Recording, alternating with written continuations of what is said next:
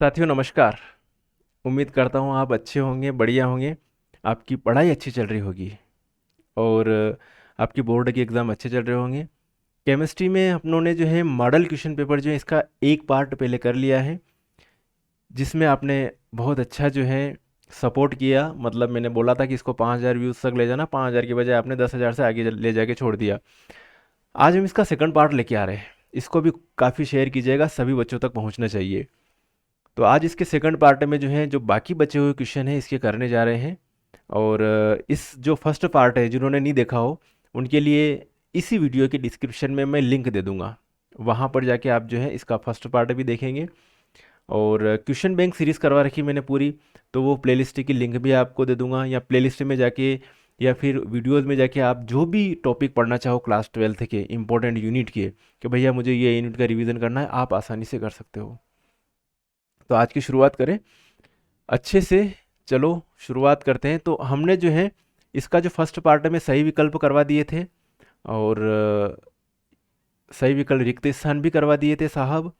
रिक्त स्थान के बाद में हमने वन वर्ड भी करवा दिए थे, और सही जोड़ियां भी करवा दी थी। तो इसी पैटर्न में आपका जो है अभी का जो पेपर आना है वो आना है। तो क्वेश्चन 5 से आप बाकी के क्वेश्चन आपके बाकी थे। इसको अगर आप जो है पीडीएफ को डाउनलोड करना चाहे तो एमपीबीएससी साइट पर सैम्पल पेपर प्रश्न पत्र जो है मॉडल प्रश्न पत्र के नाम से मिलेगा आपको। आप वहाँ से जाके इसको जो है पीडीएफ को डाउनलोड कर सकते हैं।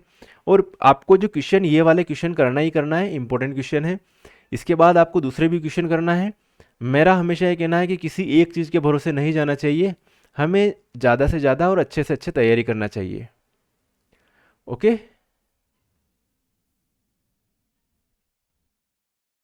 18, 19 क्वेश्चन है साहब इसमें, और 19 ही क्वेश्चन की मैंने आंसर की एक पीडीएफ बना रखी है। तो उस पीडीएफ को खोलते हैं अब। चलिए साहब, आपके सामने खुल के आ गई है पीडीएफ। जो पांचवा क्वेश्चन है वो पहला ये क्वेश्चन दे रखा था कि यदि 22 ग्राम बेंजीन में साहब 122 ग्राम 22 ग्राम बेंजीन में 122 ग्राम कार्बन टेट्राक्लोराइड में घुली हो, है ना।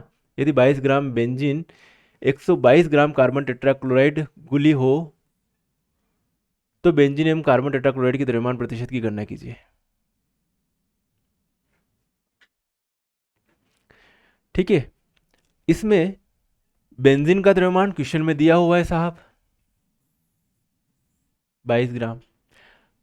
कार्बन टेट्राक्लोराइड का द्रव्यमान दिया हुआ है साहब 122, क्वेश्चन में दिया हुआ। टोटल का कितना हो रहा है 144। द्रव्यमान प्रतिशतता निकालना बहुत सिंपल कॉन्सेप्ट है। बेंजीन का द्रव्यमान प्रतिशत निकालना है तो बेंजीन का द्रव्यमान बटे टोटल द्रव्यमान कितना है इंटू 100 कर देना। ठीक है, तो 22/144 गुणित 100 किया। इसको कैलकुलेट करेंगे, आपका आंसर आएगा जो बेंजीन का जो परसेंटेज है 15.28, ये आ जाएगा आंसर। अब आपको अगर ये निकल गया तो टोटल का जो परसेंटेज कितना होता, 100% होता। तो 100 में से ये माइनस कर दिया, 100 माइनस 15.228, तो डायरेक्ट आपका CCl4 का द्रव्यमान प्रतिशत भी निकल कर आ गया। कहाँ प्रॉब्लम है, 84.72। तो बेंजीन का द्रव्यमान प्रतिशत ये है और CCl4 का ये है। चलिए आगे बढ़ते हैं बेटा। अणुसंख्यक गुणधर्म क्या है? तो विलयनों के कुछ गुण जो होते हैं वो अणुओं, आयनों या पार्टिकल के नंबर के ऊपर, कणों की संख्या के ऊपर डिपेंड करते हैं, उन्हें अणुसंख्यक गुणधर्म कहते हैं। 4 अणुसंख्यक गुणधर्म मेन है। वाष्प दाब का आपेक्षिक अवनमन, परासरण दाब, क्वथनांक में उन्नयन और हिमांक में अवनमन। याद रहेगा। तो यही है साहब के विलयन के वे गुण जो वाष्प दाब की अवनमन से संबंधित हैं। ये सभी गुण विलयन में उपस्थित कुल कणों की संख्या तथा विलय के कणों की संख्या के अनुपात पर निर्भर करते हैं,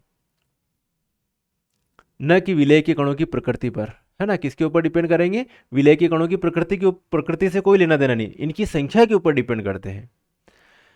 तो उन्हें क्या कहते हैं? अणुसंख्यक गुणधर्म कहते हैं। और ये 4 हैं अणुसंख्यक गुणधर्म जो मैंने बता दिए आपको। ओके साहब, चले आगे। अगला क्वेश्चन है, किसी विलयन की चालकता तनुता के साथ क्यों घटती है? किसी विलयन की चालकता तनुता के साथ क्या क्यों घटती है?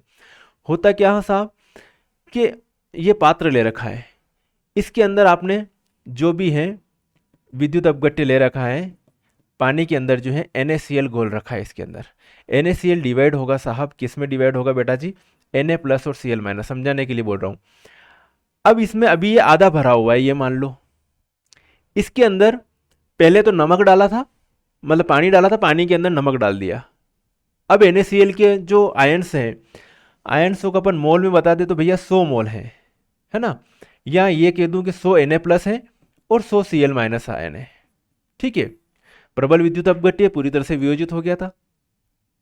पानी डाल दिया, अब नमक नहीं डाला, तो क्या इनकी संख्या बढ़ेगी? क्या नहीं बढ़ेगी। ये तो इनकी संख्या है, Na+ और Cl- आयनों की संख्या जो है वही है, इसमें कोई चेंज आया ही नहीं। तो तनु करने पर प्रति घन सेंटीमीटर, है ना, प्रति घन सेंटीमीटर में आयनों की संख्या क्या हो जाएगी? कम हो जाएगी। तो तनुता बढ़ाने, चालकता का काम कौन करता है? आयन करते। तो तनुता बढ़ाने पर चालकता क्या होगी? घटेगी। तनुता बढ़ाने पर चालकता क्या होगी? घटेगी। तो ये लिखा हुआ है कि किसी विलयन की चालकता सांद्रता कम होने पर घटती है। भैया सांद्रता कम हो जाएगी, तनु करेंगे तो सांद्रता कम हो जाएगी, क्योंकि आयनों की संख्या प्रति घन सेंटीमीटर, प्रति सेंटीमीटर क्यूब आयतन से कम होती जाती है। बहुत बढ़िया कॉन्सेप्ट है।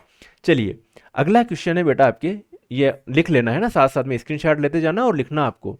विशिष्ट चालकता क्या है? विशिष्ट चालकता, स्पेसिफिक कंडक्टिविटी क्या है भैया? बेटा स्पेसिफिक कंडक्टिविटी को अपन केपा से रिप्रेजेंट करते हैं, और केपा बराबर क्या होता है? 1/ρ। रो को प्रतिरोधकता कहते हैं या विशिष्ट प्रतिरोध, कुछ भी कह लो, आपकी मर्जी। तो विशिष्ट चालकता विशिष्ट प्रतिरोध का क्या होती है साहब? व्युत्क्रम होती है। विशिष्ट चालकता विशिष्ट प्रतिरोध का क्या होती है? व्युत्क्रम होती है। और प्रतिरोधकता के बराबर क्या होता है? RA/L होता है साहब। तो यहां पर मैं केपा बराबर, यहां पे मैं केपा बराबर 1/RA/L लिख दूं बेटा जी? बिल्कुल साहब लिख दीजिए। अब क्या करूंगा मैं कि इस एल को, बेटा इस एल को मैं कहां ले जाऊं? ऊपर लेके चला जाऊं। ये एल चला जाएगा ऊपर, तो ये हो जाएगा केपा बराबर ये 1/R इंटू L/A। यही लिख रखा साहब, क्लियर है साहब? कोई दिक्कत है? अब इसका जो मात्रक की बात करें, किसके मात्रक की बात करें भैया? इसके केपा का मात्रक की बात करें, तो केपा का मात्रक, जो इसका रो का जो मात्रक होता है वो होता है, रो का मात्रक क्या होता है? ओम सेंटीमीटर। ओके, तो केपा इसको ऊपर ले जाएंगे तो ओम इनवर्स सेंटीमीटर इनवर्स हो जाएगा, या ओम इनवर्स को इससे एस से रिप्रेजेंट कर सकते हैं आप, कोई दिक्कत नहीं है। तो ये हो गया भैया विशिष्ट चालकता के बारे में। तो किसी विद्युत अपघट्य पदार्थ के विलयन की प्रतिरोधकता का व्युत्क्रम, किसी विद्युत अपघट्य पदार्थ के विलयन की प्रतिरोधकता का व्युत्क्रम उसकी विशिष्ट चालकता कहलाती है। ये अपनी लैंग्वेज में लिखना कि विशिष्ट चालकता विशिष्ट प्रतिरोध का व्युत्क्रम होती है, बस। एक चालक घन की 1 सेंटीमीटर की विपरीत भुजा के बीच की चालकता, एक चालक घन की 1 सेंटीमीटर की विपरीत भुजा के बीच की चालकता विशिष्ट चालकता कहलाती है। इसे केप्पा से प्रदर्शित करते हैं। ओके, चलिए अब अगला क्वेश्चन जो साहब आपके बेटा जी था, देख लेता हूं मैं क्वेश्चन क्या है। क्वेश्चन का आंसर दे रखा मैंने डायरेक्ट यहाँ पे। क्वेश्चन था साहब ये, पेपर निकाल लेता हूं 2 मिनट।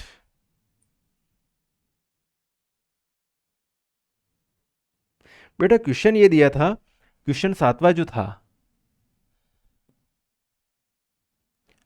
7वां क्वेश्चन, ये क्या दे रखा है कि केपा बराबर, है ना, क्या दे रखा है? नहीं, दर स्थिरांक के बराबर 2.3 इंटू 10⁻⁻5 लीटर मोल इनवर्स और सेकंड इनवर्स। ये किसका मात्रक है भैया? है ना, ये किसका मात्रक है? और एक और बी वाला जो पॉइंट दे रखा है वो के बराबर 3 इंटू 10⁻⁻4 सेकंड इनवर्स।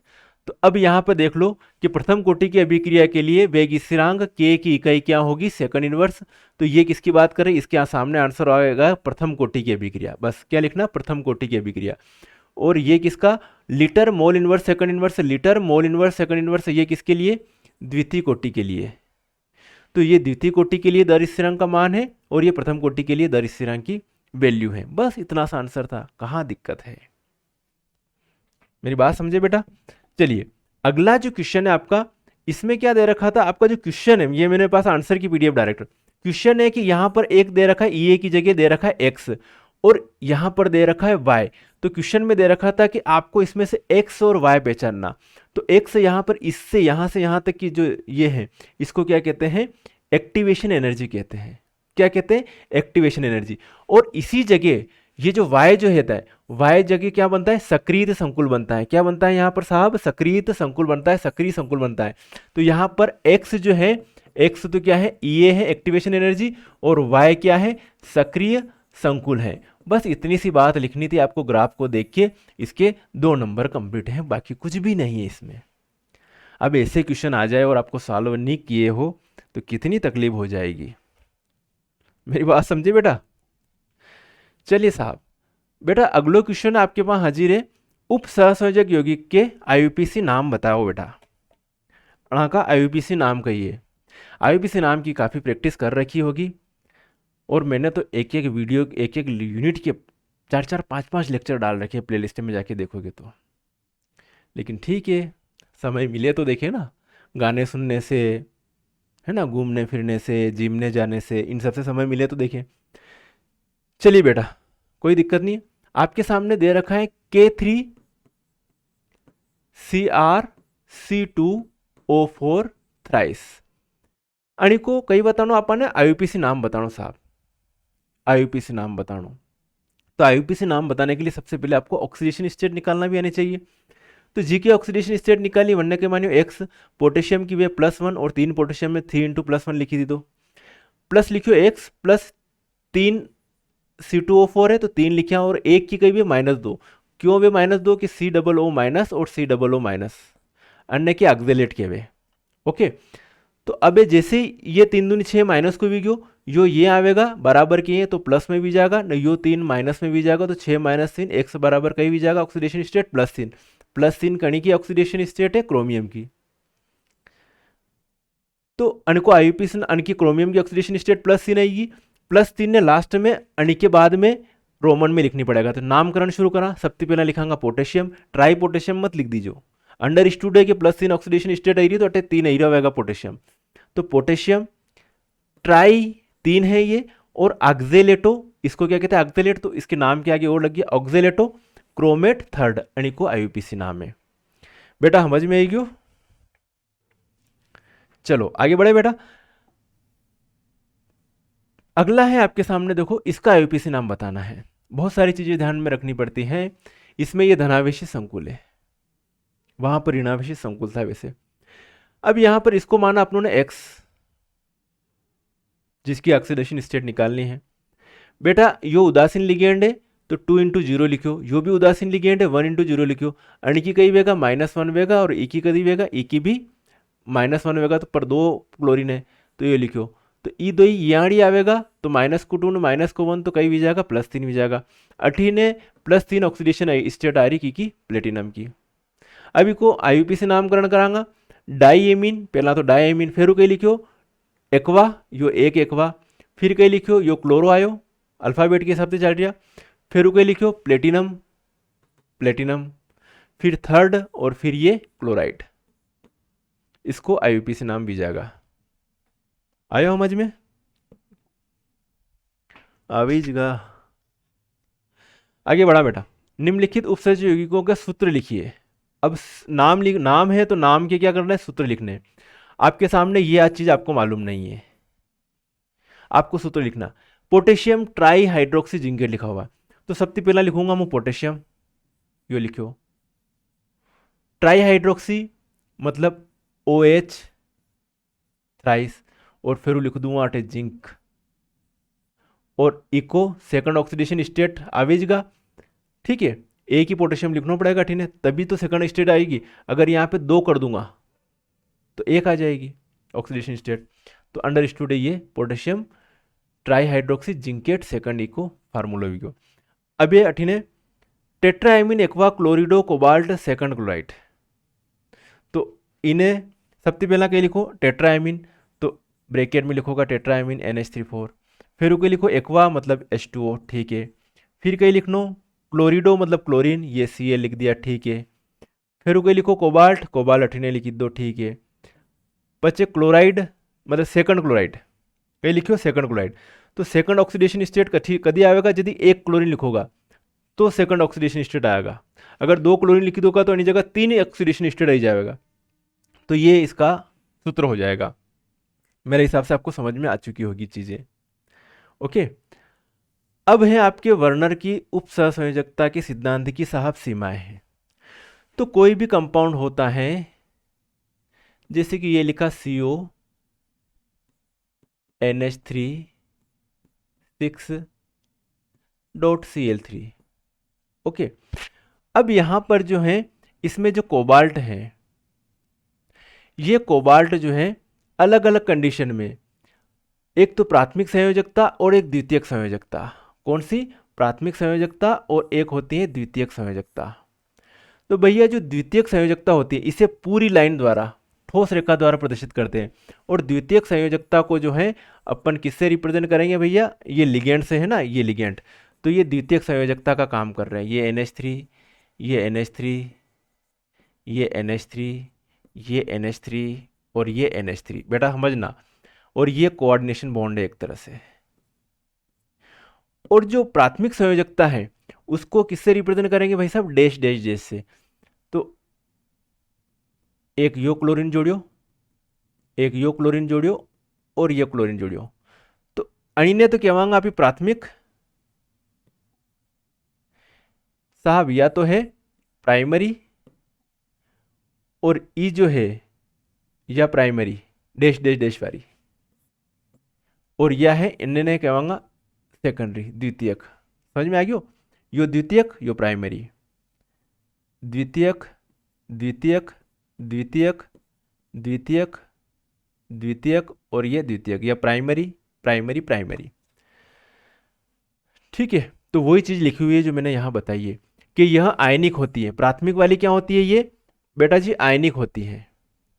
प्राथमिक वाली यह वाली कई वे आयनिक, और ई वाली जो पूरी वाली है ये आयनिक नहीं वे। तो यह आयनिक होती है, इसे डैश डैश डैश से प्रदर्शित करते हैं। इसका आयनन नहीं होता, इसे ठोस रेखा से प्रदर्शित करते हैं। धातु की द्वितीयक संयोजकताओं की संख्या निश्चित होती है। जो अंदर जो लिगेंड होते हैं इनकी संख्या क्या होती है? निश्चित होती है। और यही संख्या क्या कहलाती है? समन्वय संख्या। जो अंदर जो संख्या रहती है इसी को क्या कहते हैं? लिगेंड। और लिगेंड की संख्या को क्या कहते हैं बेटा? समन्वय संख्या कहते हैं। मेरी बात सुनना है ना। प्रत्येक धातु परमाणु अपनी प्राथमिक एवं द्वितीयक संयोजकताओं को संतृप्त करता है।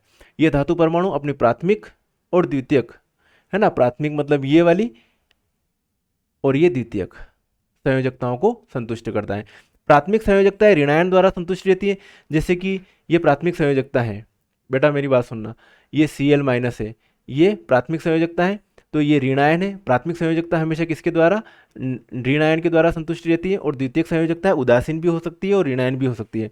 द्वितीयक संयोजकताओं को, प्राथमिक संयोजकता ऋणायन द्वारा संतृप्त होती है, लेकिन द्वितीयक संयोजकताएं ऋणायन अथवा उदासीन अणुओं द्वारा संतृप्त हो सकती है। दोनों ही कंडीशन होती हैं। तो ये तीनों चारों 2 पॉइंट की जगह अपने 4 पॉइंट लिख लिए। बेटा समझ में आ गया? अब ये अणितिज रिलेटेड क्वेश्चन यो है लिगेंड्स को। देखो यहां पर लिगेंड्स की बात करी है, मेरी बात सुनना।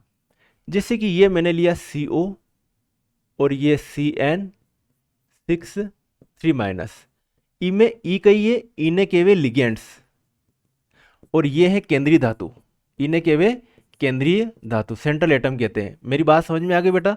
इनको लिगेंड्स कहते हैं, इनको केंद्रीय धातु परमाणु कहते हैं।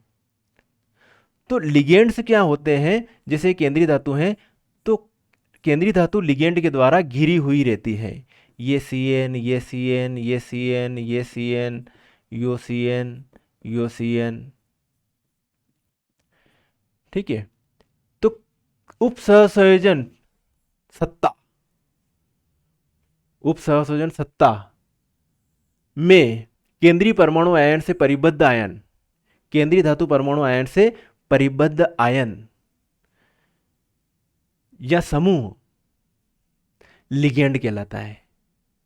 आयन या समूह या अणु, आयन अथवा अणु लिगेंड कहलाते हैं। क्लियर है?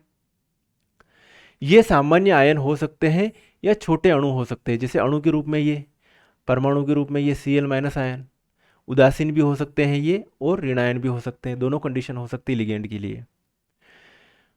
उदाहरण COCN6 3- में CO3+ तो कहिए केंद्रीय धातु आयन और CN- कहिए लिगेंड। तो मैंने बता दिया CN जो है वो क्या है, लिगेंड्स है CN- और CO क्या है, सेंट्रल मेटल एटम। बेटा आ गई समझ में? आगे बढ़ा साहब। अब है आपके पास रोजनमूंड अभिक्रिया। बड़ी इंपॉर्टेंट रिएक्शन है रोजनमूंड, केनिजारो, एल्डोल संघनन, ये तीनों रिएक्शन इंपॉर्टेंट है, अच्छे से याद करके जाना, रिपीट करके जाना। होता क्या है भैया रोजनमूंड अभिक्रिया में, यो लिख दो RCOCl, मेरी बात सुनना, RCOCl एसिड क्लोराइड कहते हैं इसको, क्या कहते हैं, एसिटिल क्लोराइड कहो या एसिड क्लोराइड, एसिटिल क्लोराइड। इको कहीं कराऊंगा, आप ही अपचयन कराऊंगा।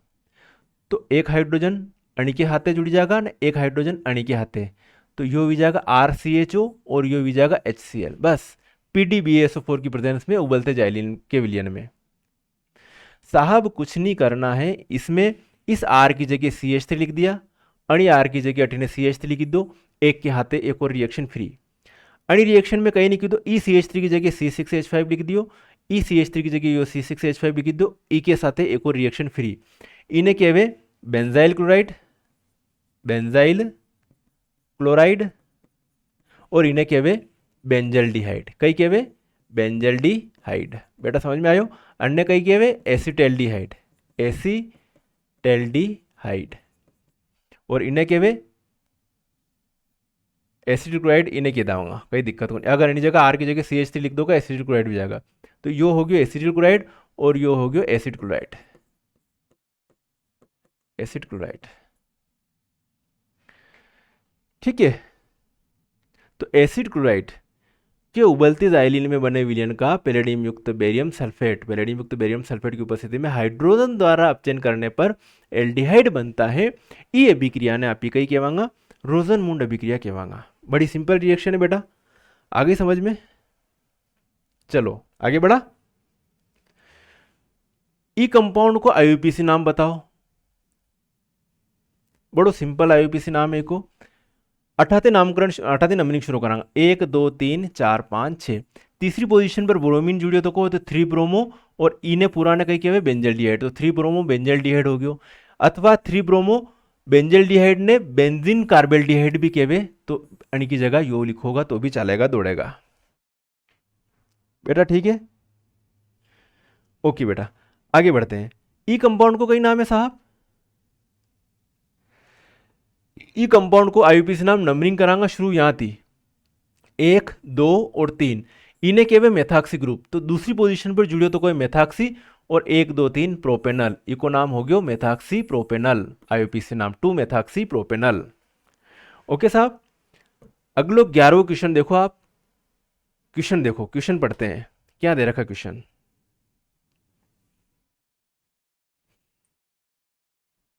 साहब एनिलीन जल में अविलेय है लेकिन HCl में विलेयशील है, एनिलीन जल में विलेय है। तो बेटा जी एनिलीन को फार्मूलो जो वेवे, एनिलीन को फार्मूलो वेवे C6H5NH2, और स्ट्रक्चर ई की ऐसे वेवे, यो है एनिलीन, अन्य कहीं कहवे एनिलीन। तो एनिलीन जल में अगुलेशन है, कहाँ कोई भी क्वेश्चन आवे कौन सा भी आया तो यही कॉन्सेप्ट आता है कि एनिलीन जल में अघुलनशील है, जल के साथ में हाइड्रोजन बंध नहीं बनाता है, बड़े आकार का अणु होने के कारण। तो जल में अघुलनशील है क्योंकि बड़े आकार का हाइड्रोकार्बन हाइड्रोजन अबंध नहीं बनाता, बनाने देता, बढ़िया बात है। H2O के साथ है, जल के साथ है यो हाइड्रोजन बंध नहीं बनावे, बस। अब भाई जल के साथ है तो हाइड्रोजन बंध नहीं बनावे, लेकिन HCl के साथ जो है रिएक्शन कर लेता है, कर ले साहब, यो क्षार है यो अम्ल है और यो लवण बनी देगा। तो कई नहीं करनो अणी में C6H5NH2 यूं कोई लिखो, एक H और जुड़ाऊंगा तो NH2 की जगह कहीं भी जाएगा, NH3 भी जाएगा ने, एक Cl और के साथ लिखी दो और प्लस ने माइनस चार्ज लगा दियो, C6H5NH3Cl हो गयो एनिलीनियम क्लोराइड कहवा इन्हें। क्यों? क्योंकि एनिलीन जलीय HCl के साथ जल में घुलनशील लवण बनाता है, इसलिए जल में घुलनशील है। एनिलीन जलीय HCl के साथ जल में घुलनशील लवण बनाता है, अनिलीय एनिलीन घुलनशील है। बेटा अगलो क्वेश्चन आपके सामने हाजिर, अमीनो अपघटन, एल्किल हैलाइड की रिएक्शन करवा रहे अपन के साथ करवा रिया, एल्किल हैलाइड की अमीनो अपघटन रासायनिक अभिक्रिया।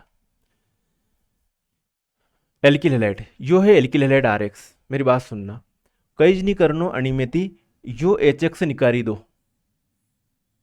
HX ने R के साथ जोड़ दो NH2, यो बन जाएगा एमीन, प्राइमरी एमीन। कई बन गयो प्राइमरी एमीन। तो अमोनिया को, ये NH3 है, HNH2 मतलब NH3 को एल्कोहल के माध्यम में जब एल्किल हैलाइड से क्रिया करवाई जाती है तो 1 डिग्री 2 डिग्री 3 डिग्री एमीन प्राप्त होता था। पहले तो अपने 1 डिग्री मिल गया। अब ये छोड़ा कि अभी अपने 2 डिग्री एमीन बनाना है, कतरे बनाऊंगा 2 डिग्री एमीन। साहब कुछ नहीं करना है अपने को, ये जो है प्राइमरी एमीन एक ही और एल्किल हैलाइड के साथ रिएक्शन करवा दूं, करवा देते हैं भैया। तो यहाँ थी यो H, एक H ने यो X, तो माइनस HX निकली गयो और यो R जुड़ जाएगा ई जगह, तो R2NH बन जाएगा। हमारी बात समझ में आई? यो R जुड़ गयो अठिने नाइट्रोजन थी और यहाँ थी एक H निकली गयो, तो R2NH बन जाएगा। और आगे रिएक्शन करवाऊंगा RX की, तो यो अट्ठा को H ने यो अट्ठा को X, तो माइनस RX निकल जाएगा और R3N बन जाएगा, तो यो बन गया आपके R3N।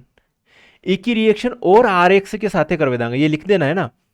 तो RX के साथ करवा देंगे, R3 की जगह क्या हो जाएगा R4 और ये N, R3 की जगह ये R और जुड़ गया तो R4N और ये X, तो R4N प्लस X माइनस, ये लिख दिया।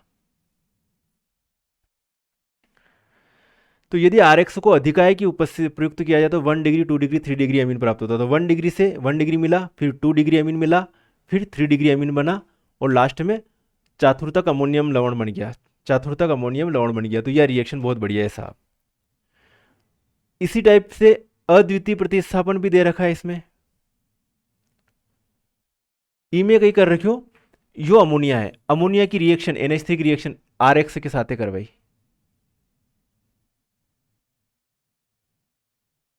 समझना। तो RN यो लिखो RN और यो 3H, ये NH3 और X, तो एक के ऊपर प्लस ने एक के ऊपर माइनस, यो लिख रखे हो, यो घबराओ की जरूरत नहीं है। अब एक ही रिएक्शन करवाई थी और NH3 के साथ है, मेरी बात सुनना, और NH3 के साथ रिएक्शन करवाई थी, तो यहां थी HX कम पड़ जाएगा, कहीं पड़ जाएगा HX, तो यहां थी HX जो है एक के साथ ही जाएगा, तो यो बन जाएगा NH4X माइनस NH4N H4X, है ना। ऐसे लिखो तो भी दिक्कत नहीं है बेटा। यहां पे क्या बचा R और NH2, तो ये R NH2 अठने लिख दो, ठीक है साहब। यो R ने NH2 बच्चों, तो HX और NH3, तो NH4X बन जाएगा। बस सिंपल बात है, ज़्यादा सोचने की जरूरत ही नहीं है। तो ये रिएक्शन हो गई। अब अगला क्वेश्चन है साहब, क्वेश्चन का ये 12वां, पेप्टाइड बंध किसे कहते हैं? तो एमिनो एसिड ने जानो, एमिनो एसिड्स, यो है एमिनो एसिड्स, यो एमिनो ग्रुप ने यो अम्लीय ग्रुप कार्बोक्सिलिक ग्रुप, यो पूर्व अणि ने केवे एमिनो एसिड्स ने, अणि एमिनो एसिड को नाम है ग्लाइसिन, अणि एमिनो एसिड को नाम है एलानिन। दो एमिनो एसिड्स, अणा एमिनो एसिड ने जब जोड़ा नहीं ने बना के बीचे जो बंद बने नहीं बनने केवे पेप्टाइड बॉन्ड केवे। अब यो जो बंद जो है बेटा ध्यान से सुनना, ये बंद जो है कैसे कैसे हुआ क्या कि ये RCH2COOH है, यहाँ से OH और यहाँ को H, OH ने H निकाली दो, माइनस H2O हो गयो। अठीने कई बचो, यो बचो CO, तो यो CO अपन अठीने लिखियो। अठीने कई OH ने H निकलिया बाद अठीने कई बचो NH बचो, तो यो NH लिख दियो, तो CONH। और इस CONH के बीच के बॉन्ड को, ये इसी CONH बॉन्ड को क्या कहते हैं अपन? पेप्टाइड बॉन्ड कहते हैं। और ग्लाइसिल एलेनिन नाम है इसका, ग्लाइसिल GLYALA, इससे रिप्रेजेंट करते हैं।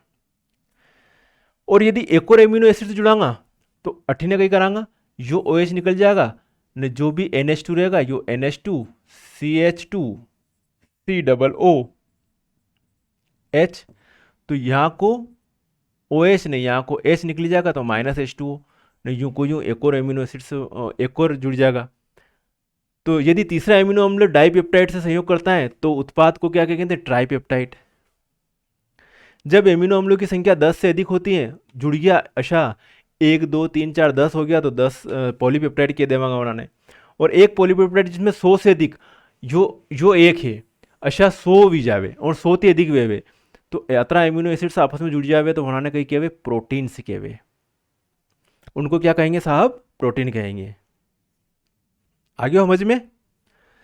चलिए ये है प्रोटीन। यदि तीसरा एमिनो अम्ल डाइपेप्टाइड से संयोग करता है तो ट्राइपेप्टाइड उत्पाद बनता है। जब एमिनो अम्ल की संख्या 10 से अधिक होती है तो उत्पाद पॉलीपेप्टाइड। एक पॉलीपेप्टाइड जिसमें 100 से अधिक एमिनो अम्ल अवशेष होते हैं तो जिनका आणविक द्रव्यमान 10,000 यूनिट से अधिक होता है प्रोटीन कहलाते हैं। आणविक आकृति के आधार पर प्रोटीनों को 2 वर्गों में वर्गीकृत किया गया है। बेटा अगलो क्वेश्चन जो हीरो है आपको, कई हीरो क्वेश्चन था आपको कि विटामिन B1 और विटामिन सी, है ना, ये वाला क्वेश्चन था कि कमी से होने वाला रोग। तो विटामिन सी की कमी से तो स्कर्वी वेवे और विटामिन B1 की कमी थी बेरी बेरी वेवे। अणा दो ही को है बस, बाकी फिर भी ये सारा चीज़ें पढ़ लेना, क्या जा रहा है अपने पढ़ने में। ठीक साहब, पढ़ लोगे। ये विटामिन है, इनके स्रोत क्या है, इनसे हीनता जनित इनकी कमी से होने वाले रोग कौन से हैं। चलिए आगे बढ़े। अगलो क्वेश्चन देखा अभी, यो क्वेश्चन देखो ध्यान से, थोड़ा कॉम्प्लिकेटेड है पर मजेदार क्वेश्चन है। 293 केल्विन पर जल का वाष्प दाब दे रखा है क्वेश्चन में, mmHg है। यदि 25 ग्राम ग्लूकोज को 450 ग्राम जल में घोलें तो 293 केल्विन पर जल का वाष्प दाब परिकलित कीजिए। साहब क्वेश्चन में सारी चीजें दे रखी हैं आपको, सभी चीजें हैं आपके सामने। दाब दे रखा है, जल का वाष्प दाब, ग्लूकोज का द्रव्यमान दे रखा है, ठीक है 25 ग्राम, और ग्लूकोज का आणविक द्रव्यमान होता है कितना, 180 होता है। ग्लूकोज का C6H12O6 का आणविक द्रव्यमान कितना, 180। माना कि विलयन का वाष्प दाब क्या है, PS है, ठीक है। तो विलयन का वाष्प दाब PS है, तो जल का वाष्प दाब जो है परिकलित कीजिए। क्या देखना, जल में घोलने पर तो वाष्प दाब कितना हो जाएगा, है ना। यदि 25 ग्राम ग्लूकोज को 450 ग्राम जल में घोल दे तो कतरो वाष्प दाब आएगा। तो राउल्ट के नियम के अनुसार कई लिखा पे यूज लिखा हुआ है P0 माइनस PS बटे P0।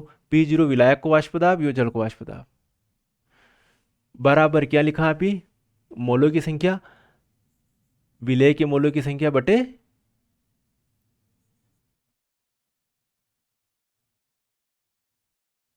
विलायक के मोलों की संख्या प्लस विलयन के मोलों की संख्या।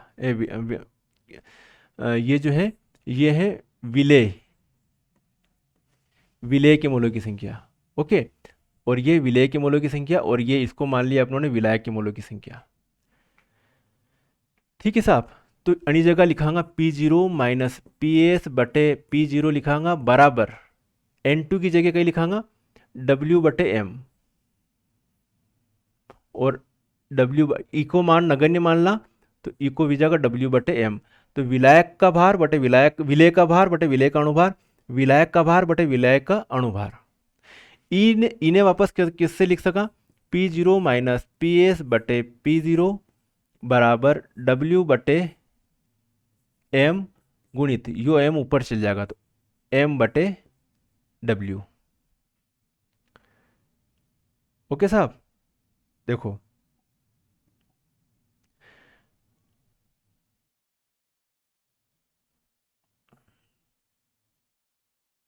कुछ नहीं करनी है, इसकी जगह वैल्यू रखनी है। P0 की जगह जल का वाष्प दाब कितना है, 17.535, यही आ रहा है, माइनस PS, ये PS ऐसा कैसे लिखा, P0 वापस ये का ही वैल्यू यहाँ आएगी। फिर क्या लिखा 25, 25 क्या है, विलेय का भार 25 ग्राम मतलब ग्लूकोज का, विलेय का अणुभार 180 गुणित ये विलायक का अणुभार M, ये विलायक का मतलब जल का अणुभार, और 400 ग्राम मतलब विलायक का भार कितना है 450 ग्राम। तो 25 18 से 18 कैंसिल, तो 1/80 भी जाएगा। हमारी बात समझ में आई। और इन्हें कतरे सालों कर रखियो है, अगर इन्हें सॉल्व करांगा तो यो 180 अठीने ही जाएगा, और यो अठीने लिखांगा तो इन्हें सॉल्व करोगा तो यो लिखियो मैंने 180 मल्टीपल करो 17.535, ठीक है, माइनस PS, समझाने के लिए लिख रहा हूं, बराबर, ये उधर ले जाएंगे तो 17.535, यहां तक क्लियर है। अब इको मल्टीपल में करांगा तो ये ही जाएगा 3156.3 माइनस 180 PS ही जाएगा, बराबर 17.535। ठीक है साहब, यह अन्य अठीने ले आऊंगा और इसको उधर लेके चला जाएंगे तो 3156.3 माइनस 17.535 बराबर 180 PS। इन्हें माइनस करांगा तो यह वैल्यू हो जाएगा 3138.765 बटे 180 बराबर PS, और इन्हें भाग देवांगा तो यह PS की वैल्यू जो जाएगा ये आ जाएगी 17.44। मेरी बात आपको समझ में आई? ये है साहब।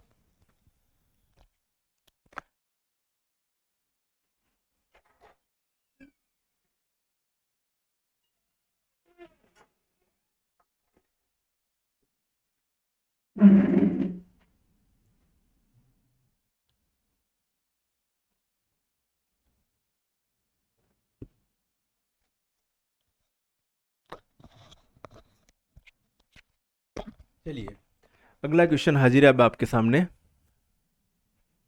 उतार लेना इसको, स्क्रीनशॉट ले लेना, ठीक है। आगे बढ़ा बेटा, आदर्श और अनादर्श विलयन में अंतर, ठीक है।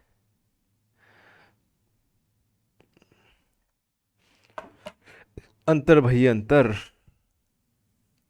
आदर्श और अनादर्श विलयन में अंतर बताइए। अब क्वेश्चन कौन सा है ये? 13वां। कोई 3 अंतर, अपनों ने 5 अंतर लिख रही है, कोई दिक्कत नहीं है। आदर्श विलयन जो होते हैं बेटा वो राउल्ट के नियम का पालन करते हैं। एक साइड का अंतर याद करो, दूसरा राउल्ट के नियम का पालन नहीं करते हैं, राउल्ट के नियम का पालन करते हैं आदर्श विलयन। ओके, इसमें अनादर्श विलयन में क्या डिपेंड करेगा कि विलायक विलायक और विलेय विलेय आकर्षण, विलायक विलेय आकर्षण से भिन्न होता है, अट्रैक्शन अलग अलग होता है। विलायक विलायक, विलेय विलेय और विलय विलायक, विलायक विलायक, विलेय विलेय और विलेय विलायक आकर्षण भिन्न होता है। इनमें कही भी है कि विलायक विलायक और विलेय विलेय आकर्षण विलायक विलेय आकर्षण के समान होता है, और इस आकर्षण के कारण ही तो ये धनात्मक और ऋणात्मक विचलन प्रदर्शित करते हैं। अनादर्श विलयन के टाइप से मैं आता वापस, धनात्मक और ऋणात्मक। ध्रुवता और आकार दोनों अवयवों के समान नहीं होते हैं, ध्रुवता और आकार विलयन के दोनों अवयवों के समान होते हैं। विलयन के निर्माण के समय एंथैल्पी में परिवर्तन होता है, और इसके एंथैल्पी में परिवर्तन zero, del H not zero, del H enthalpy परिवर्तन जीरो, आयतन परिवर्तन del V zero, not zero sorry, और इसके लिए डेल वी जीरो है ना। इसके लिए इनमें आयतन परिवर्तन नॉट जीरो, एक पॉइंट ये भी हो जाएगा। विलयन के निर्माण के समय में आयतन परिवर्तन होता है, तो डेल वी नॉट जीरो और डेल वी जीरो। बेटा ठीक है, ये क्वेश्चन भी याद करना आपने। हाँ, एक क्वेश्चन दे रखे हो आपके, सिंपल क्वेश्चन है तो घणो सिंपल। एक अभिक्रिया ए प्लस बी थी उत्पाद बन रही है। एक अभिक्रिया ली थी आपने, जो ए प्लस बी थी ये उत्पाद बन गयो, के लिए वेग नियम, वेग नियम क्या क्वेश्चन में दे रखा, ए के लिए कितना दे रखा है 1/2 पावर में, और बी के लिए कितना दे रखा 2 दे रखा है। अभिक्रिया की कोटि क्या होगी? तो अभिक्रिया की कोटि अभिकारक के सक्रिय मात्राओं के गुणनफल के घातांकों का योग। तो आधो तो अटे न दो अटे, तो हाफ ने दो जोड़ियो तो अभिक्रिया की कोटि कतरी भी जाएगा, ढाई भी जाएगा। तो इसी तो बात है, आर बराबर के ए की पावर हाफ बी की पावर 2, इन दोनों को जोड़ा घातांकों का, ये ढाई हो गया। अभिक्रिया की कोटि सांद्रता का, अभिकारक के सांद्रता के घातांक के योग होता है, जिन पर अभिक्रिया वास्तव में निर्भर करती है। बेटा अगलो क्वेश्चन है, थोड़ा कॉम्प्लिकेटेड है यो।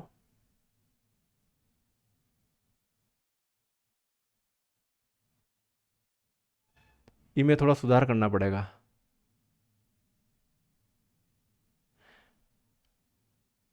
बेटा दे रखा है आपके सामने, दर्शाइए कि प्रथम कोटि की अभिक्रिया 99% अभिक्रिया पूर्ण होने में लगा समय 90% अभिक्रिया पूर्ण होने में लगने वाले समय से 2 गुना है। बड़ो इंटरेस्टेड क्वेश्चन है यो। तो हो क्या रहा है कि अपन जो लिखते हैं प्रथम कोटि की अभिक्रिया के लिए समाकलित दर समीकरण या वेग स्थिरांक का व्यंजक के बराबर क्या लिखते हैं, 2.303 बाय टी लॉग ए अपान ए माइनस एक्स।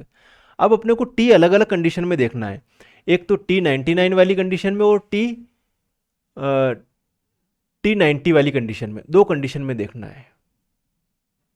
तो हम पहले देखते हैं टी 99 वाली कंडीशन, टी 99 वाली कंडीशन। तो ये लिखा मैंने टी 99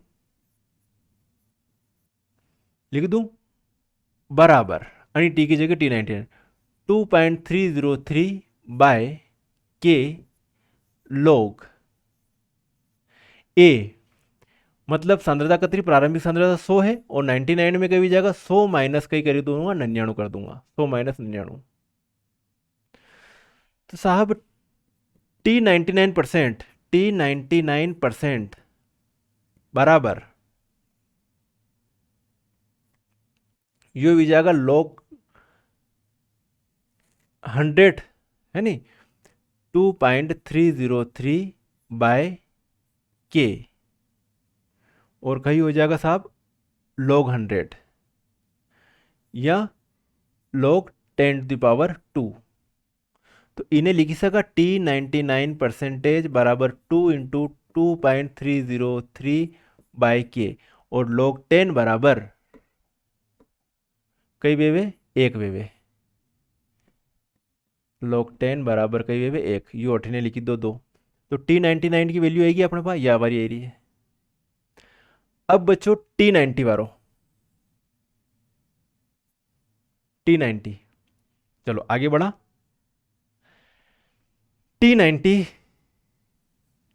बराबर 2.303 बाय के और कई लिखा अठने 100 log 100 बटे 100 माइनस 90, 90 के लिए 90%। तो बेटा टी 90% बराबर 2.303 बाय के log कई बीजा घटे 100 में थी 10 गया तो 10 और अठने 10 से कैंसिल भी जाएगा तो यो कतरा भी जाएगा log 10 और log 10 बराबर कई वेवे एक वेवे वापस। तो टी 90 बराबर कई लिख दूंगा 2.303 बाय के। यहां तक समझ में आयो। और टी 99 बराबर बेटा टी 99 बराबर यो कतरो आ रही हो, यो आ रही हो। तो टी 99 बराबर तो यू आ रही है टी 99% बराबर 2 इंटू 2.303 बाय के। अब मेरी बात समझना, ये जो वैल्यू है ये वाली वैल्यू बराबर ही है ना, तो इसका 2 गुना समय लगेगा ना इसमें टी 99% पूरा होने में, इसका 2 गुना समय लग रहा है इसको पूरा होने में। तो यही तो दे रखा है कि दर्शाइए कि प्रथम कोटि की अभिक्रिया में 99% अभिक्रिया पूर्ण होने में लगा समय 90% अभिक्रिया पूर्ण होने में लगने वाले समय से 2 गुना है, तो डबल लगेगा इसमें। तो यही है आपका सही आंसर। इसमें थोड़ा सुधार कर लेना, चाहो तो ये चीज लिख लेना आप। ओके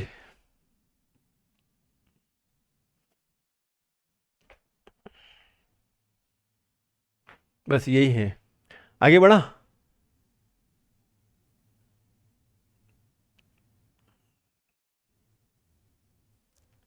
क्वेश्चन है 15वां क्वेश्चन।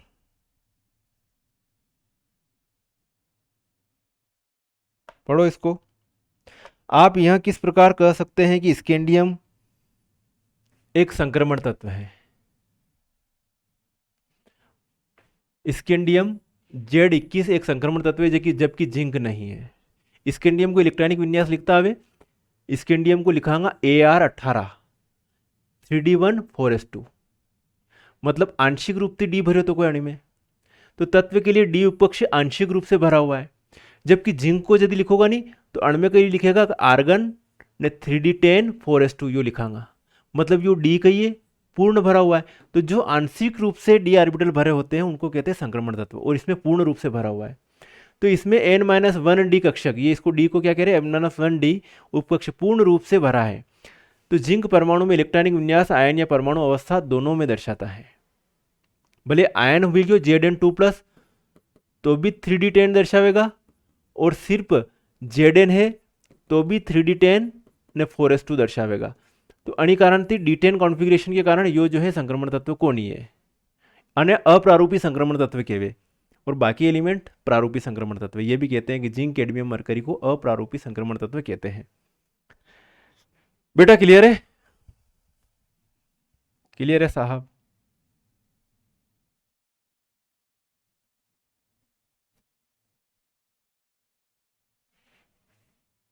अगले क्वेश्चन देखो, आप कई दे रखे हुए।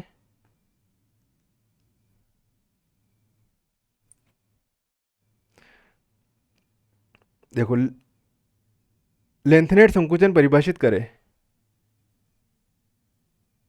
तथा इसके परिणाम लिखिए, परिमाण लिखिए। लेंथनेट संकुचन किसे कहते हैं?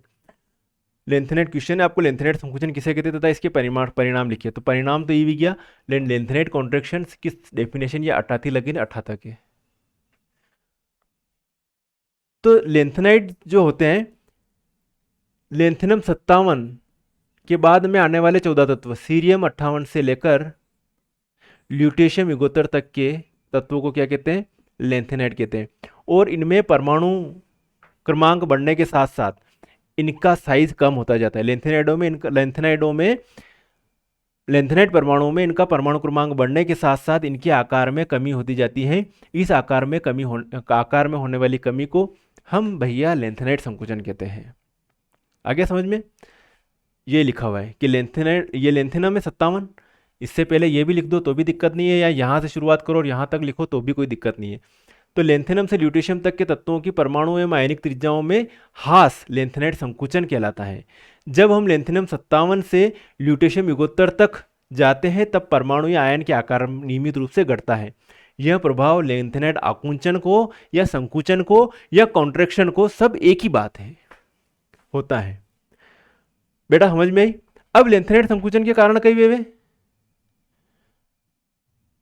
जिरकोनियम ने हाफनियम, नियोबियम ने टेंटलम, मोलिब्डेनम ने टंगस्टन, अणा का आकार समान हो जावे, अतरो लफड़ो पड़े, इनके गुणधर्म क्या हो गए? समान हो जाते हैं। किसके कारण? लेंथेनाइट संकुचन के कारण। ओके, द्वितीय और तृतीय संक्रमण श्रेणी के तत्व हैं, इनमें ये इतना फर्क, इतना सिमिलरिटी आ जाती है। ऋण आयनों की विद्युत ऋणात्मकता में थोड़ी वृद्धि होती है। E0 का मान भी बहुत कम बढ़ता है भैया, कम बढ़ता है, +3 से 3 इलेक्ट्रॉन ग्रहण करके। ये जो मेटल है, ये ऑक्साइड व हाइड्रोक्साइडों की क्षारकता कम होती है। जैसे जैसे इधर चलते ना वैसे वैसे क्षारीय प्रवृत्ति क्या होती जाती है? कम होती जाती है। तो अगर मैं कहूँ कि सबसे ज़्यादा क्षारीय कौन है? लेंथेनम। सबसे कम कौन सा हो गया? ल्यूटेशियम। तो ल्यूटेशियम हाइड्रोक्साइड ने दुर्बल क्षार के वे, कई के वे दुर्बल क्षार, अण के भी 3 लगाओ भाई। तो अणी ने LuOH3 है, प्रिंट मिस्टेक है, इन्हें दुर्बल क्षार के वे, इन्हें प्रबल क्षार के वे। आयन विनिमय विधि से लेंथेनाइडों का पृथक्करण किया जाता है। तो ये सब परिणाम हो गए। बेटा आगे है क्वेश्चन आपको, एल्कोहल का निर्जलीकरण। किसको निर्जलीकरण? एल्कोहल को निर्जलीकरण। निर्जलीकरण करने के वे, एल्कोहल का निर्जलीकरण नहीं, जल योजन, सॉरी क्या हो गया, एल्कोहल का विरचन। क्वेश्चन क्या दे रखा है? निम्न अभिक्रिया की क्रियाविधि दीजिए। एक अभिक्रिया दे रखी, उसकी आपको क्रियाविधि देना है, बस, और कुछ नहीं है। तो ये तो आपके क्वेश्चन में दे रखा है, ये वाली चीज तो है ना, ये वाली चीज ही क्वेश्चन में कि इसकी क्रियाविधि दीजिए। तो एक ही क्रियाविधि में कई हो रही है, बेटा समझा देता हूं। अठिने भले H जोड़ो, या CH3 जोड़ो, अपनी मर्जी हो जो जोड़ दो। यो कही है एल्किन है, कही है यो एल्किन। अब यो OH2 बोलो, भले HOH लिखो, एक ही बात है। इमें थी H प्लस निकलेगा H प्लस की प्रेजेंस में, एसिड की प्रेजेंस में, और OH माइनस। तो यो बॉन्ड अठीने आ गयो तो यो H प्लस जान अठीने जुड़ गयो, तो यो हो गयो, और अठीने पॉजिटिव चार्ज आ जाएगा, तो अनी पॉजिटिव चार्ज की जगह OH माइनस अठीने जान जुड़ जाएगा, तो आपको यो कंपाउंड बन जाएगा। ठीक है, इसी चीज को अपनों ने ऐसे लिख दिया कि CH3 CH double bond CH2। मेरी बात समझना, तो ये H2O बोले तो HO और H। क्या किया साहब अपनों ने, ये वाला बॉन्ड इधर आ गया और ये H जुड़ गया, तो CH2 बन गया CH3, और ये OH पूरा जाके यहां जुड़ गया, बन गया आपका ये। तो ये तो हो गई रिएक्शन। अब इसकी क्रियाविधि, कैसे क्या घटना घटित हो रही है ये, इसके बारे में समझते हैं। तो क्रियाविधि में क्या हो रहा है बेटा, कि जो H3O एसिड की प्रेजेंस में H2O क्या बना लेगा, H3O प्लस बना लेगा, H3O प्लस बना लेगा। अभी यो लिखी दियो अपन जो H प्लस अठीने जईने होशियार बन रही हो, यो H2O H3O प्लस प्लस हो गयो, यो H प्लस थी H3O प्लस हो गयो, इन्हें मोगलियो अणिपा एलिकिन पा। तो अणिने यो जो H प्लस है, यो जो H प्लस है, यो H प्लस आयो अठीने जुड़वा बोले, तो यो बॉन्ड अठीने आ गयो, तो एक के ऊपर पॉजिटिव चार्ज आ गयो, H अठीने जुड़ गयो, जो H यहाँ जुड़ गया, और ये H2O अपनों ने ऐसे आगे से लिख दिया। सेकंड स्टेप में क्या होगा कि जो H2O पड़ा हुआ था, उस H2O को अपनों ने HOH लिख दिया, और जो H प्लस यहाँ पे था वो H प्लस निकल गया वापस, और ये OH माइनस इस जगह पर जुड़ गया। नहीं अभी नहीं, अभी क्या हुआ, पूरा पूरे जुड़ रहा है, यहाँ पे भी निकला नहीं है, तो H2O पूरा पूरे जुड़ा है यहाँ पे इस जगह पर, चाहे इसको डायरेक्ट ऐसे जोड़ो कोई फर्क नहीं पड़ रहा है। तो ये दोनों बॉन्ड तो ऐसे दिख रहे हैं ये, और ये H2O जोड़ रखा अपनों ने। और अगली स्टेप में जैसे ये जुड़ा, तो पॉजिटिव चार्ज इसने अपने को इलेक्ट्रॉन दिया यहाँ जुड़ने के लिए, तो पॉजिटिव चार्ज आ गया इसके ऊपर। अगली स्टेप में कई वेवेगा साहब कि यो C यूं को यूं है, यो H है, यो यूं को यूं है, यो C है, यो H नहीं यो O नहीं यो हो गयो H प्लस निकल गयो अठा थी, तो अठे इलेक्ट्रॉन देन निकलियो, यो H भी गयो OH, यूं भी लिख सको आप, कोई दिक्कत नहीं है। तो अगली स्टेप आपकी यही जा रही है, यो OH।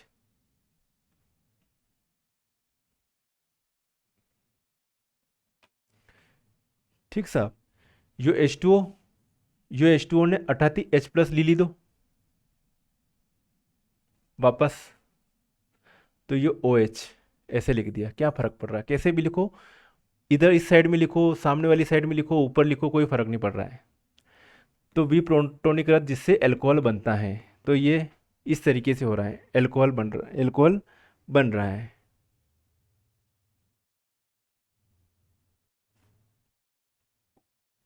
तो ये क्वेश्चन हो गया, ये जो आपके था ना कि इसकी मैकेनिज्म दीजिए, इसकी मैकेनिज्म दीजिए, इसकी मैकेनिज्म चरण फर्स्ट में पहले तो ये होता है H3O प्लस इस पर अटैक करता है, H2O निकल जाता है, दूसरी स्टेप में ये H2O फिर इससे जुड़ रहा है, ये कंडीशन हो रही है, तीसरी स्टेप में इसी को अपनों ने यहाँ लिखा, H2O को भेजा, H प्लस निकाल के H3O प्लस हो गया, H2O H plus H3O plus हो गया, और OH जुड़ गया।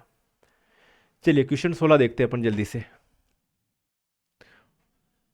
भाई साहब फिनोल है, फिनोल की कॉन्सेंट्रेट HNO3 के साथ रिएक्शन करवाऊंगा, तो कई भी जगह हर जगह थी, यहाँ थी H, यहाँ थी H नहीं यहाँ थी H, सब जगह अंडरस्टूड है। और 3HNO3 लिख दूँ, 3HONO2 लिख दूँ, तो हर जगह को OH ने H, OH ने H, OH ने H माइनस 3H2O निकली जाएगा, और तीन ही जगह NO2 जुड़ जाएगा। तो अनिने के 2,4,6 ट्राई नाइट्रोफिनॉल, इको ही नाम है पिक्रिक अम्ल, कई है इको नाम पिक्रिक अम्ल। बेटा समझ में आया होगा, केमिस्ट्री है, और ऑर्गेनिक केमिस्ट्री तो ज़्यादा हो गई, इनऑर्गेनिक केमिस्ट्री के चैप्टर हटा दिए ना, तो ऑर्गेनिक केमिस्ट्री आपको ज़्यादा पढ़नी है। और पता चला कि मॉडल पेपर में से क्वेश्चन पेपर बन गया, तो फिर क्या करोगे, पढ़ना तो ही है। अणिने देखो, इसको देखो बेटा, इसमें भी हर जगह अंडरस्टूड है कि Br लगा हुआ है, तो यहाँ पर एच है, यहाँ पर एच है, तो ये बी आर के टू के साथ में, बी आर टू के साथ में माइनस एच बी आर और बी आर हटने लग जाएगा, तो ये हो जाएगा आर्थोब्रोमोफिनॉल।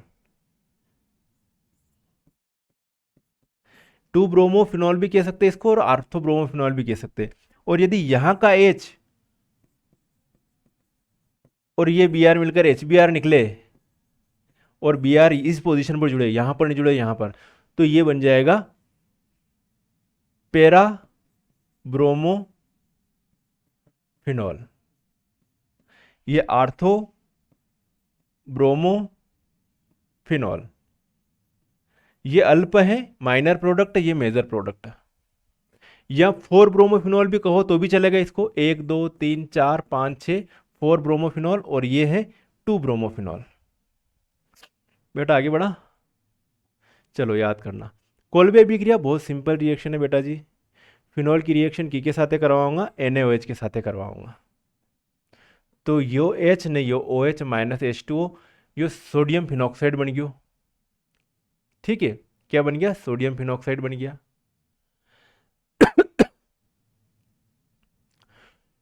ई कंडीशन में रिएक्शन होगी CO2 के साथ में।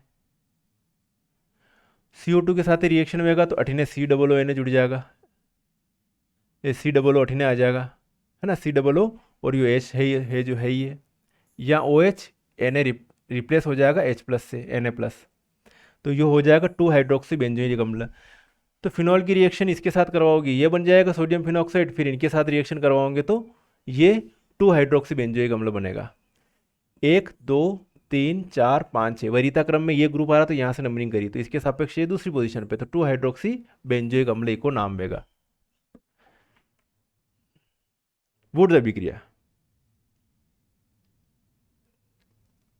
बेटा एल्किल हैलाइड, जब एल्किल हैलाइड, यो एल्किल हैलाइड ली दो कि सोडियम के साथ 2 एल्किल हैलाइड RX, एक यो ले रखियो ना, एक यो ले रखियो, कई करांगा यो 2NaX निकल जाएगा और यो R ने यो R एल्केन बन जाएगा। अब अगली रिएक्शन में आपने कही की दो, ER की जगह यो CH3 लिख दियो ना, ER की जगह यो CH3 लिख दियो, यो CH3 आई, CH3 आई, 2NaI निकल गयो, और यो CH3 ने यो CH3, यो एथेन बन गयो 2NaI। ई रिएक्शन ने कही किया वहाँ वुड अभिक्रिया कि जब एल्किल हैलाइड की सोडियम के साथ में शुष्क ईथर की उपस्थिति में रिएक्शन करवाई जाती है तो एल्केन बनता है, ये एथेन बन रहा है, मेथेन इसमें नहीं बनता है, और प्रोपेन कठिनाई से बनता है, वुड अभिक्रिया। बेटा आगे चलो, फिडलक्राफ्ट अभिक्रिया, फिडलक्राफ्ट रिएक्शन, क्लोरोबेंजीन की रिएक्शन करवे रहा, अभी इन्हें क्या क्लोरोबेंजीन की के साथ रिएक्शन करवे रहा, CH3Cl के साथ, कहीं नहीं करनो, यहाँ को H ने यहाँ को Cl, CH3 जोड़ना होनी पोजीशन पे, तो E पोजीशन को H निकलेगा और Cl माइनस HCl होगा, तो आर्थोक्लोरोटाइलिन बनेगा, और E पोजीशन को H ने यो Cl निकलेगा माइनस HCl, तो CH3 E पोजीशन पे जोड़ दूंगा, तो इन्हें क्या होगा आर्थोक्लोरोटाइलिन और पैराक्लोरोटाइलिन। तो क्लोरोबेंजीन की अभिक्रिया मेथिल क्लोराइड के साथ में LCl3 की उपस्थिति में करवाई जाती है, तो आर्थोक्लोरोटाइलिन या पैराक्लोरोटाइलिन बनता है। इस अभिक्रिया को फ्रीडल-क्राफ्ट अभिक्रिया कहते हैं। ठीक है साहब,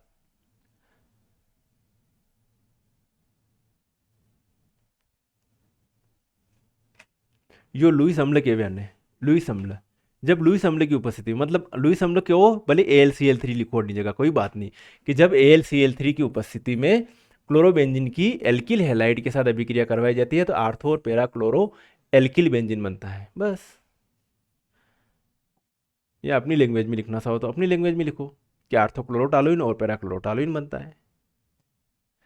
चलिए SN1 और SN2 रिएक्शन में अंतर बताइए साहब। Difference between SN1 and SN2 reaction, इनका वेग क्रियाकारक की सांद्रता पर निर्भर करता है। SN1 का इनका वेग क्रियाकारक भी हो जाएगा और नाभिक से नहीं, दोनों की सांद्रता पर डिपेंड करता है, इसका सिर्फ क्रियाकारक। इनकी क्रियाशीलता का क्रम 3 डिग्री 2 डिग्री 1 डिग्री CH3X, इसमें उल्टा कर दो, CH3X 1 degree 2 degree 3 degree SN2 में। इसमें रेशमीकरण होता है, इनमें विन्यास की पूर्णतः त्रिविमी प्रतिपन्न होता है, इनवर्धन होता है। इनमें कार्ब केटायनों के बनने के कारण पुनर्व्यवस्थित उत्पाद प्राप्त होता है, कार्ब केटायन बनते हैं इंटरमीडिएट के रूप में इसमें, और इसमें संकुल कॉम्प्लेक्स बनता है। इन पुनर्व्यवस्थित उत्पाद प्राप्त नहीं होता है इसमें। इनका वेग ध्रुवीय विलायकों में बढ़ता है, घट जाता है। ये दो स्टेप में होती है। जब इसकी रिएक्शन मैकेनिज्म देखोगे तो ये दो पदों में होती है और या एक पद में वेवे। आयनिक होने के कारण तीव्र वेगती वेवे और या मंद गति वेवे। ये अंतर विज्ञान में SN1 SN2 अभिक्रिया में। बेटा समझ में आयो? चलिए अब है आपके सामने मानक हाइड्रोजन इलेक्ट्रोड।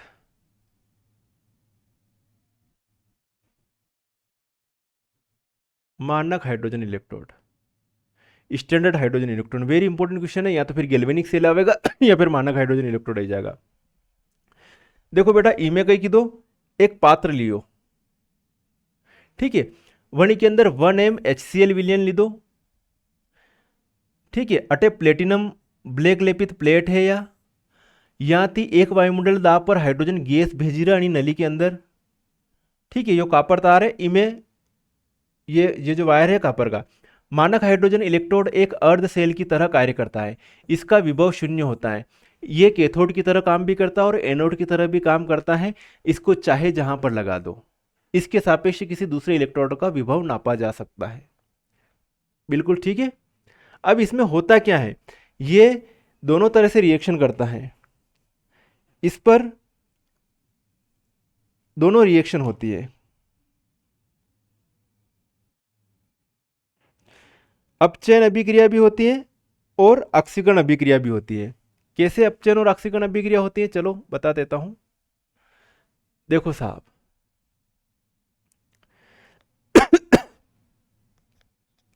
ये H2 गैस, ओके, ये कन्वर्ट हो रही है 2H+ और 2 इलेक्ट्रॉन निकल रहे हैं, तो ये हो रही है ऑक्सीडेशन रिएक्शन। कौन सी रिएक्शन है ये? ऑक्सीडेशन। कौन सी रिएक्शन है? ऑक्सीडेशन। और इसकी अपोजिट होगी तो वो हो जाएगी अपचयन। इसी को अपन ऐसे रिप्रेजेंट भी करवा सकते हैं, Pt और half H2 gas 1 atmospheric pressure पर है ये, ठीक है। और ये H+ और कॉन्सेंट्रेशन कितनी H+ की? 1 मोलरिटी, 1m, ऐसे भी लिख सकते हो आप, कोई दिक्कत नहीं।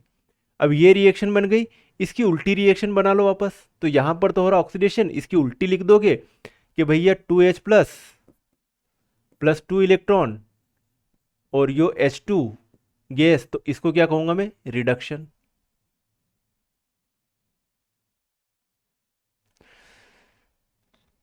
इसको, इसमें हो जाएगी रिडक्शन अभिक्रिया। देखिए, मानक हाइड्रोजन इलेक्ट्रोड, इसको स्टैंडर्ड हाइड्रोजन इलेक्ट्रोड भी कहते हैं। इसमें आयताकार प्लेटिनम की एक प्लेट यहां लगी होती है ना, कोटिंग कर रखी है, इस पे प्लेटिनम ब्लैक की कोटिंग कर रखी है। यहाँ पर अवशोषण होता है, किसका अवशोषण होता है साहब? हाइड्रोजन का। अठिनेज हाइड्रोजन गैस अधिशोषित वेवे अणी जगह तो H2n, अंदर कहीं भी जाएगा H+ आयन, इनके बीच में साम्यावस्था रहती है। इस प्लेटिनम की प्लेट को एक तार से जोड़ देते हैं जो कांच की नली में लगा होता है। नली के अंदर यह कांच मरकरी की थोड़ी सी मात्रा में डूबा रहता है, जहां से कॉपर तार द्वारा इसका संपर्क बाह्य परिपथ से किया जाता है। ये बाह्य परिपथ से कर रखा है कॉपर तार से। प्लेटिनम की प्लेट कांच के जैकेट द्वारा गिरी रहती है, ठीक है, कांच के जैकेट से गिरी रहती है। इस जैकेट के ऊपर एक पार्श्व नली है, पार्श्व नली, जिसमें से एक वायुमंडल दाब हाइड्रोजन भेजी जाती है। इस इलेक्ट्रोड में 1m अम्लीय विलयन रखकर, इसमें 1m इसमें अंदर 1m अम्लीय विलयन रखा हुआ H+ का।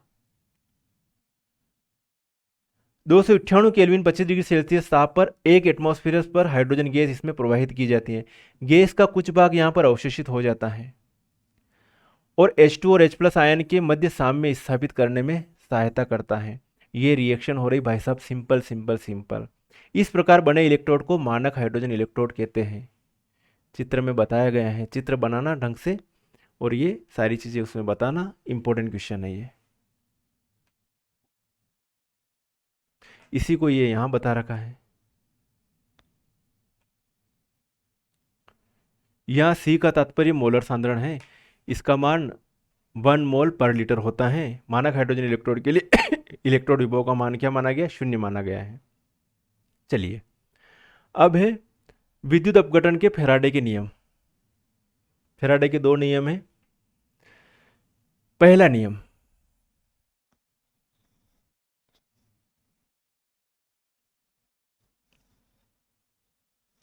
आयनों का भार W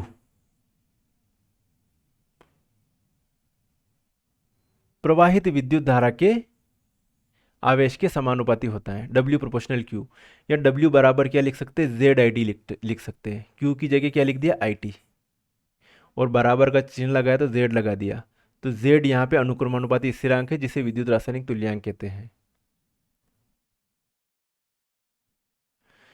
ठीक है, किसी इलेक्ट्रोड पर विसर्जित आयनों का भार विद्युत धारा की मात्रा के, किसी इलेक्ट्रोड पर विसर्जित आयनों का भार विद्युत धारा की मात्रा के समानुपाती होता है। बस I बराबर 1 एम्पियर और T बराबर 1 हो तो फिर W बराबर क्या हो जाएगा, Z। I और T दोनों 1 हो तो W बराबर क्या हो जाएगा, Z। अतः विद्युत रासायनिक तुल्यांक Z, विद्युत रासायनिक तुल्यांक Z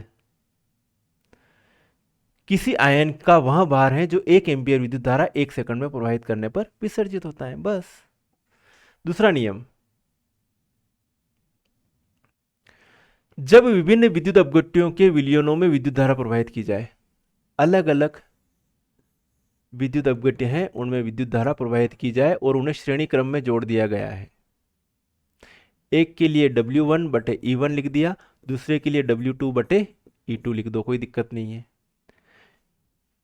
तो W1 प्रोपोर्शनली क्या लिखते हैं, E1 लिखते हैं, या W2 प्रोपोर्शनली क्या लिखते हैं, अपन E2 लिख सकते हो। देखो, जब विभिन्न विद्युत अपघट्यों के विलयनों में विद्युत धारा का समान मात्रा प्रवाहित की जाए तो इसमें जो इलेक्ट्रोड लगे हुए रहेंगे, है ना, इनमें जो इलेक्ट्रोड हुए लगे हुए रहेंगे, इलेक्ट्रोडों पर सॉरी रफ डायग्राम बन गया बेटा पूरा। इलेक्ट्रोडों पर विसर्जित विभिन्न आयनों का भार, इलेक्ट्रोडों पर विसर्जित विभिन्न आयनों का भार उन आयनों के रासायनिक तुल्यांक के अनुपात में होगा। एग्जाम्पल, दो विद्युत अपघट्य श्रेणी क्रम में व्यवस्थित है, विद्युत धारा की समान मात्रा प्रवाहित की जाए तो पदार्थ जो कि अपने अपने कैथोडों पर एकत्रित होंगे के भार उनके रासायनिक तुल्यांक के अनुपात में होंगे, यानी कि W proportionally W1 proportionally E1, W2 proportionally E2। तो इसके ये लिख सकते हैं W1 बटे E1 बराबर W2 बटे E2।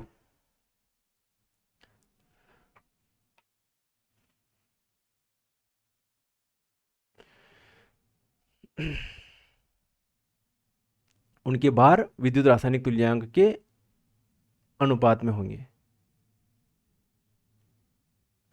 चलिए अगली रिएक्शन देखो, गाटरमैन कोच संश्लेषण अभिक्रिया। बेटा गाटरमैन कोच संश्लेषण अभिक्रिया में बेंजीन है, यो कार्बन मोनोऑक्साइड है, HCl है, निर्जल AlCl3 की उपस्थिति में क्रिया करवाऊंगा तो एक HCl निकल जाएगा, कहीं निकल जाएगा HCl, और C6H5CHO, C6H5CHO अन्य के वे बेंजल्डिहाइड बनेगा। यह गाटरमैन कोच एल्डिहाइड संश्लेषण अभिक्रिया है कि कार्बन मोनोऑक्साइड हाइड्रोजन क्लोराइड को निर्जल AlCl3 और क्यूप्रस क्लोराइड CuCl2 की उपस्थिति में उच्च दाब पर बेंजीन ईथर विलयन में प्रवाहित किया जाता है तो बेंजल्डिहाइड बनता है। बस। अगली रिएक्शन बेटा एल्डोल संघनन, पढ़ लो एल्डोल संघनन, सिंपल है यह भी इंपॉर्टेंट रिएक्शन है बेटा। ई है एल्डिहाइड का दो अणु, मेरी बात सुनना, इसी को मैं ऐसे बता दूं, यो CH3CHO प्लस CH3CHO ऐसे लिख दूं, कहीं नहीं करनो मनी ने H ने अनि ऑक्सीजन के साथ में, यो CH2CHO अनि कार्बन के साथ जोड़ दूं तो यो हो जाएगा आपको कंपाउंड CH3CHOH और यो CH2CHO। ठीक है साहब, कहीं नहीं करना आगे, यो OH ने अठाती H निकाल दूं तो अठी ने डबल बॉन्ड आ जाएगा तो अगलो कंपाउंड बन जाएगा CH3CH डबल बॉन्ड CHCHO, इन्हें कहवे क्रोटोन एल्डिहाइड। यही रोजरमुंड अभिक्रिया है, एल्डोल संघनन अभिक्रिया है। अल और आल दोनों है इसमें एल्डोल संघनन। तो जिन एल्डिहाइडों व कीटोनों में कम से कम एक अल्फा हाइड्रोजन विद्यमान हो, इसमें अल्फा हाइड्रोजन, ये अल्फा कार्बन पर हाइड्रोजन है तो अल्फा हाइड्रोजन विद्यमान है, वे तनुसार के उत्प्रेरक की तरह उपस्थिति में एक अभिक्रिया द्वारा बीटा हाइड्रोक्सी एल्डिहाइड, इन्हें कही के वे यो अल्फा है और यो बीटा पोजीशन पर OH, तो बीटा हाइड्रोक्सी एल्डिहाइड अथवा बीटा हाइड्रोक्सी कीटोन प्रदान करते हैं, उन्हें क्या कहते हैं, एल्डोल संघनन अभिक्रिया। मेरी बात समझ में आई? ऐसे किसी सेम टू सेम ये रिएक्शन भी है वापस। इसमें क्या किया, ऐसे कैसे, ये लिया अपनों ने बेटा CH3 CO और ये CH3, ऐसे लिख दो, ठीक है। दूसरों मालिक्यूल पकड़ांगा आप ही, यो H CH2 CO CH3, ये दो लिख रहे हैं ना, दोनों मैंने अलग अलग लिख दिया। कुछ नहीं करना, H को E के साथ जोड़ दावा न, यो CH2 CO CH3 ने E के साथ जोड़ दावा, तो अपनों यो कंपाउंड बन जाएगा, कीटोल बन रहे हैं। और अगर यहाँ को OH ने यहाँ को H निकाल देंगा तो आपको प्रोडक्ट यो बन जाएगा CH3 C CH3 double bond CH CO CH3, unsaturated compound बन जाएगा, ठीक है। ये एल्डोल संघनन है ना, H2 निकाल देंगे, ये बन जाएगा 4 methyl paint 3 in 2 on, 1 2 3 4 5, 4 position पर मेथिल है, 5 कार्बन है तो पेंट, तीसरी पोजीशन पर डबल बॉन्ड है और दूसरी पोजीशन पर CO है तो ऑन। क्या नहीं जानो अभिक्रिया। बहुत बड़ा लेक्चर हो गया यार, ये कितना 1 घंटा हो गया, और 1 घंटा 11 मिनट। क्या नहीं जानो अभिक्रिया, तो जब फार्मेल्डिहाइड की अभिक्रिया करवाई जाती है, ये अल्फा हाइड्रोजन विहीन एल्डिहाइड है, इनकी अभिक्रिया करवा दो, E की जगह मुँह लिख दूं HCHO, एक और लिख दूं हमजवा बले, NaOH के साथ रिएक्शन करवाऊंगा तो अणी ने CH2 तो यहाँ भी गयो और यो एक और H मिल जाएगा, तो यो कहीं भी जाएगा CH3, ठीक है ने CH3 ने OH, तो यो CH3OH बन गयो, अणी को तो कहीं भी अपचयन। अब कहीं करा HCOONA, यो सोडियम फार्मेट बन गयो, तो एक को तो ऑक्सीकरण व्यो, अण को व्यो ऑक्सीडेशन और इको व्यो रिडक्शन, जिसका रिडक्शन होता है अपचन होता है उसका एल्कोहल बनता है, और जिसका ऑक्सीकरण होता है उसका सोडियम लवण बनता है, ये केनिजारो अभिक्रिया। अणी में कहीं नहीं की दो, यो C6H5CH तो यो है, यहाँ थी एक H कोशी ने यो CH2 हो गयो ने, यहाँ थी OH ले लो तो C6H5CH2OH बन गयो, बच्चों कहीं C6H5COONA, सोडियम बेंजोएट और benzyl alcohol, sodium benzoate benzyl alcohol, sodium format methyl alcohol. तो फार्मेल्डिहाइड के अतिरिक्त अन्य एल्डिहाइड विशिष्ट गंध वाला भूरे रंग का रेजिन पदार्थ बनाते हैं एल्डोल संघनन के कारण, और कीटोन के साथ कोई क्रिया नहीं होती है। फार्मेल्डिहाइड व अन्य ऐसा लिखेंगे, फार्मेल्डिहाइड व अन्य, यहां से लिखना भले ऊपर का छोड़ देना, फार्मेल्डिहाइड व अन्य अल्फा हाइड्रोजन विहीन एल्डिहाइडों में सांद्र कास्टिक सोडा की क्रिया से केनिजारो अभिक्रिया होती है। इसमें एल्डिहाइड का एक अणु दूसरे अणु को ऑक्सीकृत करता है, ये अणु इसको क्या कर रहा है, ऑक्सीकृत कर रहा है, जो स्वयं क्या होता है अपचयन, अपचयन इसका हो रहा है, इसका ऑक्सीकरण हो रहा है। इस अभिक्रिया में अम्ल का सोडियम लवण और एल्कोहल बनता है, ये सोडियम लवण और एल्कोहल। या आपने जिस लेवल में जिस लैंग्वेज में याद कर रखी है उस लैंग्वेज में याद कर लेना, कोई दिक्कत नहीं है। कि इसमें अल्फा हाइड्रोजन विहीन जैसे फार्मेल्डिहाइड या बेंजल्डिहाइड की अभिक्रिया NaOH के साथ करवाई जाती है, तो एक अणु का ऑक्सीकरण होता है, एक का अपचयन होता है, जिसका अपचयन होता है उसका एल्कोहल बनता है, जिसका ऑक्सीकरण होता है उसका सोडियम लवण बनता है। इस अभिक्रिया को केनिजारो अभिक्रिया कहते हैं। बस फिनिश। चलो अब ये अणी में कई करना अपन है, यह रिएक्शन साहब हो रही अम्ल की प्रदेश में, ठीक है साहब, कई करनो पूरी करनी एसिड की प्रेजेंस में, तो यो H2 ने यो O माइनस H2O NOH यो NOH आपने यो NOH यूं जोड़ी दो, बस रीवी की रिएक्शन कंप्लीट, ठीक साहब। ई रिएक्शन में बेंजल्डिहाइड की NOH के साथ रिएक्शन करो, वाइज बारी अभी केनिजारो अभिक्रिया, तो एक में तो कई करांगा कि CH2 OH लिखी दांगा अटे तो यो वारो कंपाउंड बन जाएगा बेंजिल एल्कोहल और यो सोडियम बेंजोएट बन जाएगा। इन्हें जो यो लिखी रखी ये रिएक्शन है, इन्हें स्ट्रक्चर के फॉर्म में लिखी दो C6H5 ने अपाने यूँ लिखी दो बस। बेटा समझ में आयो? तो बेंजिल एल्कोहल और सोडियम बेंजोएट ये केनिजारो अभिक्रिया है। ठीक है, आगे बढ़ा। ये बेंजामाइड है और बेंजामाइड की H3O की प्रेजेंस में रिएक्शन हो रही है। मतलब H3O को आप H2O और H+ भी लिख सकते हो और H2O का आप HOH भी लिख सकते हो। तो कहीं कौन नहीं बैठा, यो NH3 निकल गयो और यो COOH हो गयो, यो बेंजोइक अम्ल बन गयो, रिएक्शन कंप्लीट। ठीक है बेटा। अगली है वी कार्बोक्सिलीकरण अभिक्रिया, मतलब RCOONA की रिएक्शन हो रही है किसके साथ में, NaOH और CaO के साथ में। ठीक है, NaOH बेटा जी Na2CO3, यो Na2CO3 नहीं यो R नहीं यो H, RH alkane Na2CO3 reaction finish. इन्हें कहते वी कार्बोक्सिलीकरण कि कार्बोक्सिलिक अम्लों के सोडियम लवण को सोडा लाइम मतलब NaOH और CaO इसको कहते हैं सोडा लाइम के साथ गर्म करने पर कार्बन डाइऑक्साइड निकल जाती है, यहाँ एवं हाइड्रोकार्बन प्राप्त होते हैं। यह अभिक्रिया क्या कहलाती है, बी कार्बोक्सिलीकरण। अगली रिएक्शन देखो, इमें कई वीरो एक रिएक्शन यह भी दी मेरी RCH2COOH की क्रिया करवा रो X2 लाल फास्फोरस की प्रेजेंस में। तो यहाँ को H ने यहाँ को X -HX निकली जाएगा और अठीने को जोड़ांगा एक X जोड़ दांगा तो RCHXCOOH यो कंपाउंड बन जाएगा, अल्फा हेलो कार्बोक्सिलिक अम्ल बन जाएगा। तो मैंने एक ही वीडियो में मैंने पूरा के पूरा आपका जो है मॉडल पेपर सॉल्व करवा दिया। आराम से देखना, रिपीट करना, डबल देखना और अपने साथियों को अपने दोस्तों को शेयर कीजिएगा।